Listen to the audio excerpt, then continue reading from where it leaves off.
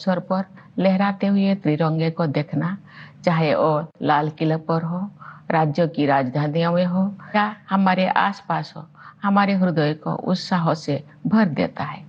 ये उत्सव 140 करोड़ से अधिक देशवासियों के साथ अपने इस महान देश का हिस्सा होने की हमारी खुशी को अभिव्यक्त करता है। जिस तरह हम अपने परिवार के साथ विभिन्न त्योहार मनाते हैं, उसी तरह हम अपने स्वतंत्रता दिवस और गणतंत्र दिवस को भी अपने उस परिवार के साथ मनाते हैं जिसके सदस्य हमारे सभी देशवासी हैं।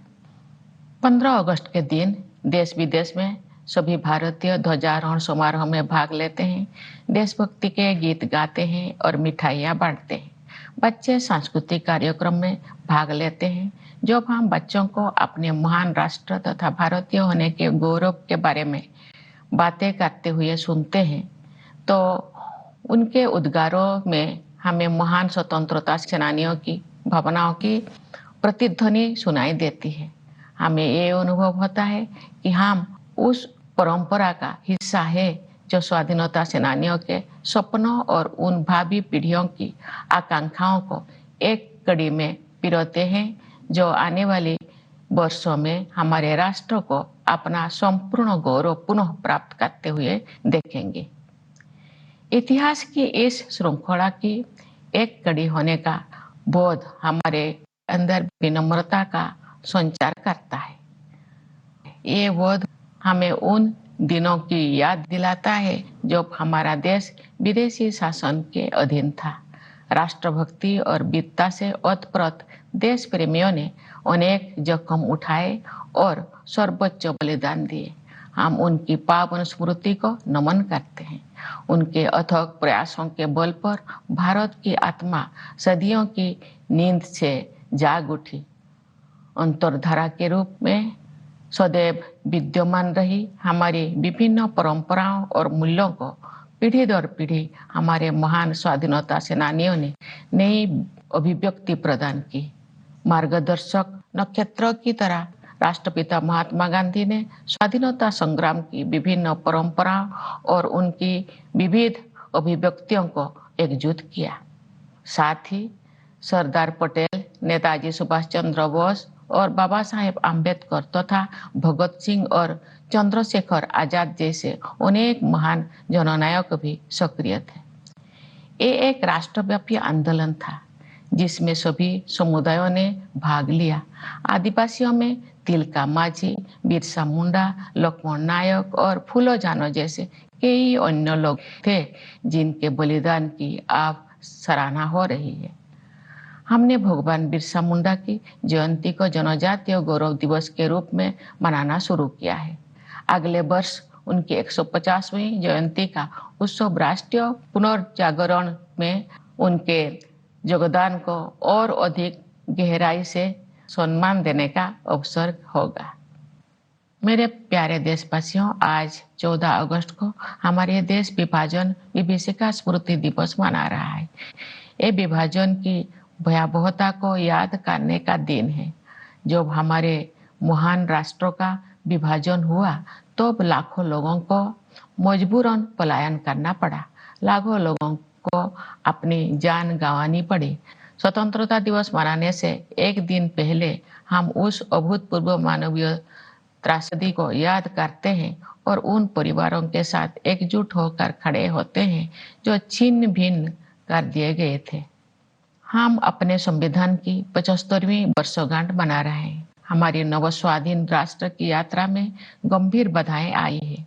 न्याय, समानता, स्वतंत्रता और बंधुता के संवैधानिक आदर्शों पर दृढ़ रहते हुए हम इस अभियान के साथ आगे बढ़ रहे हैं कि भारत विश्व पटल पर अपना गौरवशाली स्थान पुनः प्राप्त करे।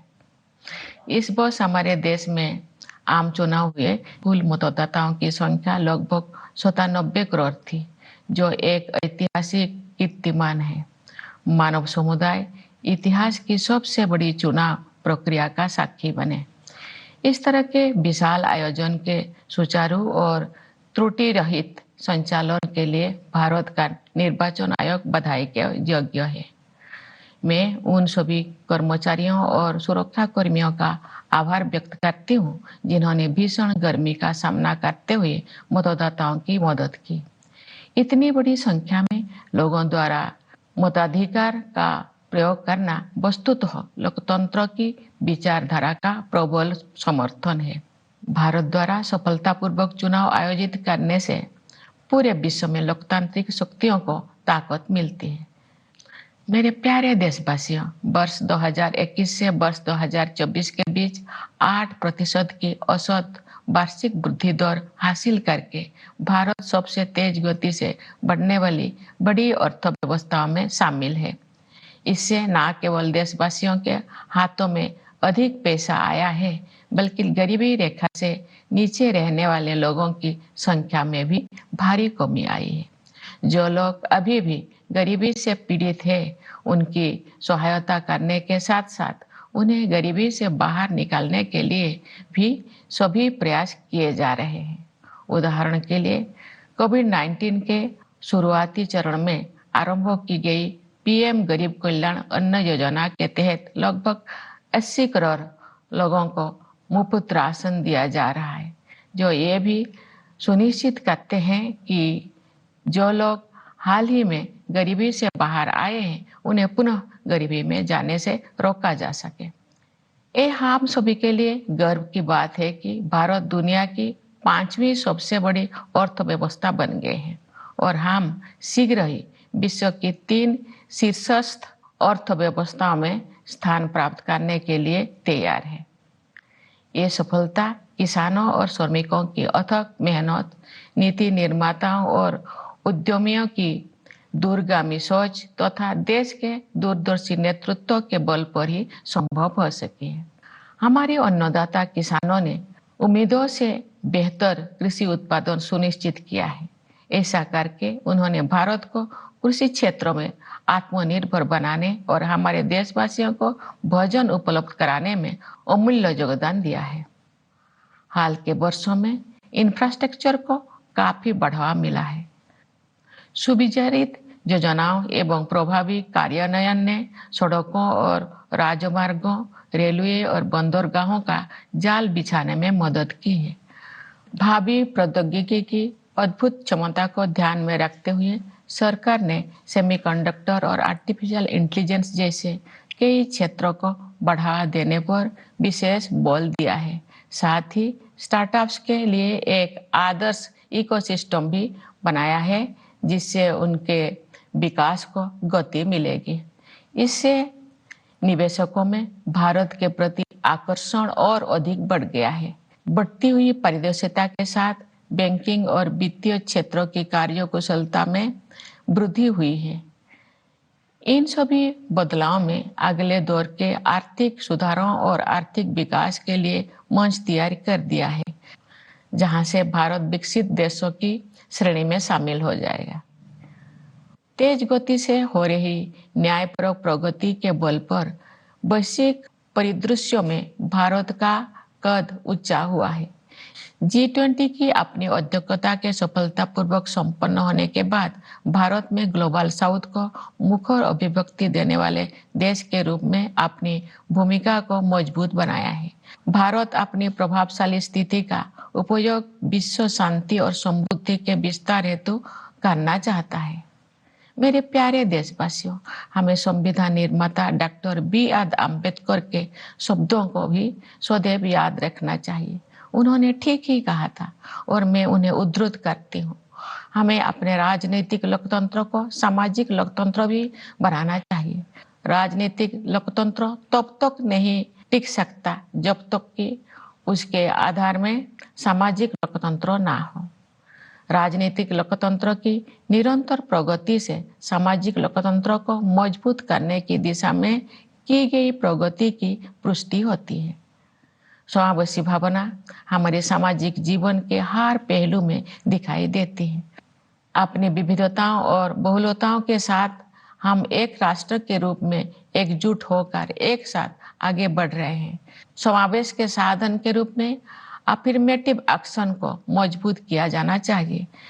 मैं दृढ़ता के साथ ये मानती हूँ कि भारत जैसे विशाल देश में कथित सामाजिक स्तरों के आधार पर कलहों को बढ़ावा देने वाले प्रवृत्तियों को खारिज करना होगा। सामाजिक न्याय सरकार की सर्वोच्च प्राथमिकता है। सरकार ने अनुसूचित जातियों, अनुसूचित जनजातियों और समाज के अन्य हाशियों के वर्गों के कल्याण के लिए अनेक अभूतपूर्व कदम उठाए हैं। उदाहरण के लिए प्रधानमंत्री सामाजिक उत्थान एवं रोजगार आधारित जनकल्याण यानी पीएम सूरज का उद्देश्य हाशिए पर के लोगों को सीधे वित्तीय सहायता प्रदान करना है। प्रधानमंत्री जनजातीय आदिवासी न्याय महाअभियान यानी पीएम जनमन ने एक जन अभियान का रूप ले लिया है। इसके तहत विशेष रूप से कमजोर जनजातीय समूह यानी पीवीटीजी की सामाजिक आर्थिक स्थितियों में सुधार के लिए निर्णायक कदम उठाया जा रहा है। National action for mechanised sanitation ecosystem यानी नमस्ते योजना के तहत यही सुनिश्चित किया जाएगा कि किसी भी सफाई कर्मचारी को सीवर और सेप्टिक टैंक की सफाई के जख्म भरे काम को हाथों से नहीं करना पड़ेगा। न्याय शब्दों के सबसे व्यापक अर्थ में अनेक सामाजिक आयाम सम्मानित हैं। उनमें से दो आयामों पर मैं विशेष रूप से जोर देना चाहूंगी। वे आयाम है स्त्री पुरुष के बीच न्यायपूर्ण समानता तथा क्लाइमेट जस्टिस।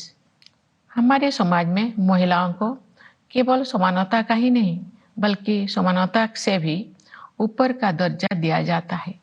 हालांकि उन्हें परंपरागत पूर्वाग्रह का कष्ट भी झेलना पड़ा है, लेकिन मुझे ये जानकर खुशी होती है कि सरकार ने महिला कल्याण और महिला सशक्तिकरण को समान महत्व दिया है। पिछले दशक में इस उद्देश्य के लिए बजट प्रावधान में 3 गुना से अधिक की वृद्धि हुई है। श्रमबल में उनकी भागीदारी बढ़ी है। इस संदर्भ में जन्म के समय बेटियों के अनुपात में हुई उल्लेखनीय सुधार को सबसे उत्साहजनक विकास कहा जा सकता है। महिलाओं को केंद्र में रखते हुए सरकार द्वारा अनेक विशेष योजनाएं भी लागू की गई है। नारी शक्ति बंधन अधिनियम का उद्देश्य महिलाओं का वास्तविक सशक्तिकरण सुनिश्चित करना है। जलवायु परिवर्तन एक यथार्थ का रूप ले चुका है। विकासशील देशों के लिए अपने आर्थिक प्रतिमानों को बदलना और भी अधिक चुनौतीपूर्ण है। फिर भी हमने उस दिशा में आशा से अधिक प्रगति की है। ग्लोबल वार्मिंग के सबसे गंभीर कुप्रभावों से पृथ्वी को बचाने के लिए मानव समुदाय द्वारा किए जा रहे संघर्षों में अग्रणी भूमिका निभाने पर भारत का गर्व है। मैं आप सभी से अनुरोध करती हूँ कि आप अपने जीवन शैली में छोटे छोटे किंतु प्रभावी बदलाव करें तथा जलवायु परिवर्तन की चुनौती का सामना करने में अपना महत्वपूर्ण योगदान दें। न्याय के संदर्भ में मैं ये भी उल्लेख करना चाहती हूँ कि इस वर्ष जुलाई में भारतीय न्याय संहिता को लागू करने में हमने औपनिवेशिक युग के एक और अवशेष को हटा दिया है। नई संहिता का उद्देश्य केवल दंड देने की बजाय अपराध पीड़ितों के लिए न्याय सुनिश्चित करना है। मैं इस बदलाव को स्वाधीनता सेनानियों के प्रति श्रद्धांजलि के रूप में देखती हूँ। मेरे രാഷ്ട്രപതി രാജ്യത്തെ അഭിസംബോധന ചെയ്യുകയാണ്. यानी आज से लगभग 1/4 सदी के कालखंड को स्वरूप प्रदान करेंगे। उनकी ऊर्जा और उत्साह के बल पर ही हमारा देश नई ऊंचाई तक पहुंचेगा। युवाओं के मनोमस्तिष्कों को विकसित करना तथा परंपरा एवं समकालीन ज्ञान के सर्वश्रेष्ठ आयामों को ग्रहण करने वाले नई मानसिकता का निर्माण करना हमारी प्राथमिकता है। इस संदर्भ में वर्ष 2020 से लागू की गई राष्ट्रीय शिक्षा नीति के परिणाम सामने आ रहे हैं। युवा प्रतिभा का समुचित उपयोग करने के लिए सरकार ने कौशल रोजगार तथा अन्य अवसरों को सुलभ बनाने के लिए पहल की है। रोजगार और कौशल के लिए प्रधानमंत्री की 5 योजनाओं के माध्यम से 5 वर्षों में 4 करोड़ 10 लाख युवाओं को लाभ मिलेगा। सरकार की एक नई पहल से 5 वर्षों में 1 करोड़ युवा अग्रणी कंपनियों में इंटर्नशिप करेंगे। ये सभी कदम विकसित भारत के निर्माण में आधारभूत योगदान देंगे। भारत में हम विज्ञान और प्रौद्योगिकी को ज्ञान की खोज के साथ साथ मानवीयता पूर्ण प्रगति के साधन के रूप में देखते हैं। उदाहरण के लिए डिजिटल एप्लीकेशन के क्षेत्र में हमारी उपलब्धियों का उपयोग अन्य देशों में टेम्पलेट के रूप में किया जा रहा है। हाल के वर्षों में भारत ने अंतरिक्ष अनुसंधान के क्षेत्र में अभूतपूर्व प्रगति की है। आप सभी के साथ में भी अगले साल होने वाले गगनयान मिशन के शुभारंभ की उत्सुकता से प्रतीक्षा कर रही हूँ। इस मिशन के तहत भारत के पहले मानव अंतरिक्ष यान में भारतीय अंतरिक्ष टीम को अंतरिक्ष में ले जाया जाएगा। खेल के जगत भी एक ऐसा क्षेत्र है जिसमें हमारे देश ने पिछले दशक में बहुत प्रगति की है। सरकार ने खेल के बुनियादी ढांचे के विकास को समुचित प्राथमिकता दी है और इसके परिणाम सामने आ रहे हैं। हाल ही में संपन्न पेरिस ओलंपिक खेलों में भारतीय दल ने अपना उत्कृष्ट प्रयास किया। मैं खिलाड़ियों की निष्ठा और परिश्रम की सराहना करती हूँ। उन्होंने युवाओं में प्रेरणा का संचार किया है। क्रिकेट में भारत ने T20 विश्व कप जीता, जिससे बड़ी संख्या में क्रिकेट प्रेमी आनंदित हुए। शतरंज में विलक्षण प्रतिभा वाले युवा खिलाड़ियों ने देश को गौरवान्वित किया है। इसे शतरंज में भारतीय युग का आरंभ माना जा रहा है। बैडमिंटन, टेनिस और अन्य खेलों में हमारे युवा खिलाड़ी विश्व मंच पर अपनी पहचान बना रहे हैं। उनकी उपलब्धियों ने अगले पीढ़ी को भी प्रेरित किया है। मेरे प्यारे देशवासियों, पूरा देश स्वतंत्रता दिवस मनाने के लिए तत्पर है।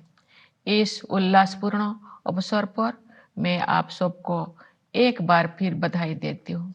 मैं सेनाओं के उन बहादुर जवानों को विशेष बधाई देती हूँ जो अपनी जान का जोखिम उठाते हुए भी हमारे स्वतंत्रता की रक्षा करते हैं। मैं पुलिस और सुरक्षा बलों के कर्मियों को बधाई देती हूँ जो पूरे देश में सतर्कता बनाए रखते हैं। मैं न्यायपालिका और सिविल सेवाओं के सदस्यों के साथ साथ विदेशों में नियुक्त हमारे दूतावासों के कर्मियों को भी अपनी शुभकामनाएं देती हूँ। हमारे प्रवासी समुदाय को भी मेरी शुभकामनाएं। आप सब हमारे परिवार का हिस्सा है। आपने अपनी उपलब्धियों से हमें गौरवान्वित किया है।